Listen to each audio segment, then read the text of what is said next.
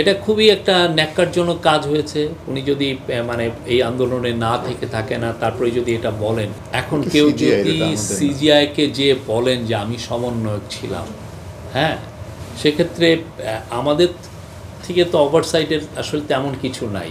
উনি আসলেও কি সমন্বয়ক ছিলেন কি না, ওনার এই আন্দোলনে কোনো রোল ছিল কি না, এটা তো খুবই মানে একটা কি বলবো বাংলাদেশের জোচ্চুরি টাইপের কাজ। এবং তার চাচা আওয়ামী লীগের একজন এমপি এবং তার সব পুরো পরিচয়টাই এরকমই আর কি, যে সে ওইখান থেকে এসছে। আর এই ডেলিগেটে এটা কিন্তু খুব সিলেক্টিভ গেস্ট ওখানে ছিলেন, যে ক্লিন্টন গ্লোবাল ইনিশিয়েটিভের যে প্রোগ্রাম ছিল।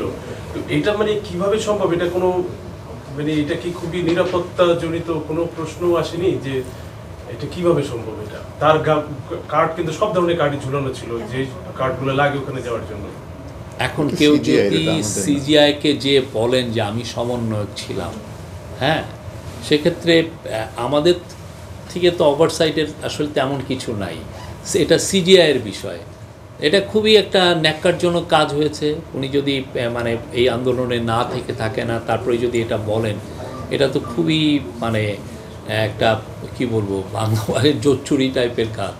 হ্যাঁ, বাট আমার যেটা মনে হয় যে এটা আপনারা বরঞ্চ সাংবাদিকদের দায়িত্ব হচ্ছে ওনার বিষয়ে লেখা, উনি আসলেও কি সমন্বয়ক ছিলেন কি না, ওনার এই আন্দোলনে কোনো রোল ছিল কি না, হ্যাঁ, সেটা তো আপনারা এটা দেখবেন।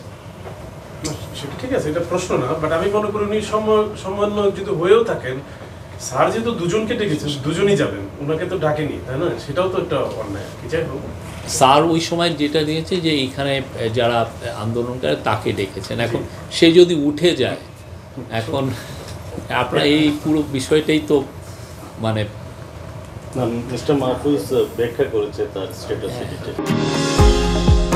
নিউ ইয়র্ক থেকে সম্প্রচারিত TVN 24 টেলিভিশন বিশ্বজুড়ে বাঙালির কণ্ঠস্বর।